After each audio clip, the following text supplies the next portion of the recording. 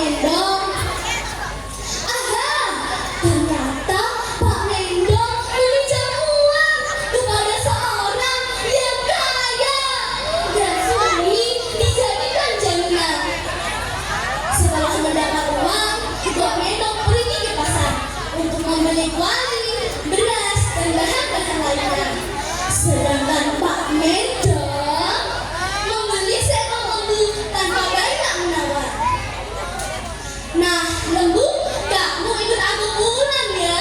Nanti kamu akan aku potong dan dagingmu akan aku jadikan lauk kenduri. Nah, lembu, ayo kita pulang. Nah, lembu, kamu di sini saja, tidak usah kemana-mana. Dasarnya Mbok Mendong yang pandai memasak, dalam sekejap makanan sudah siap. Berbondong-bondonglah para fakir miskin datang ke rumah Pak Mendong. Oh, ternyata kalian juga diundang ya oleh Pak Mendong. Tak disangka ya, ternyata Pak Mendong juga bisa membuat acara kenduri seperti ini. Dan alhamdulillah hari ini kita makan enak. Masakan Pak Mendong enak nih. Sangat lahap mereka menikmati makanan yang sudah disediakan. Dalam sekejap makanan habis tanpa ada sisa. Setelah kenduri selesai, Pak Mendong dan Mbok Mendong terlihat untuk temanmu sambil membayangkan apa yang akan terjadi selanjutnya. Sudahlah Pak Mi, boleh mau berhenti kotor saja di belakang.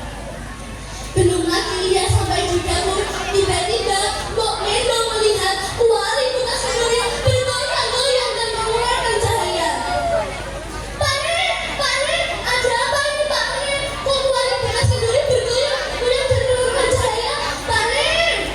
Saat dibuka oleh Mbok Mendong, oh Allah Gusti, kata terkejutnya keluarga Pak Mendong melihat kuali bekas kenduri kini penuh dengan emas dan perak.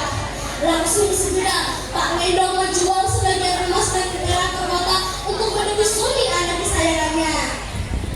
Nah teman-teman, berita tentang Pak Mendong yang sudah kaya ini justru menyebar ke seluruh desa dan membuat semua orang penasaran atas kekayaannya itu.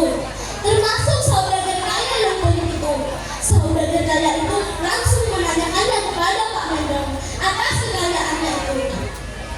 Dasarnya Pak Mendong yang jujur dan lugu langsung menceritakan tanpa banyak ragu-ragu atas kekayaannya itu. Langsung si kaya membuat kenduri serupa dengan Pak Mendong dan mengundang seluruh fakir miskin. Ia pergi ke pasar untuk membeli lembu.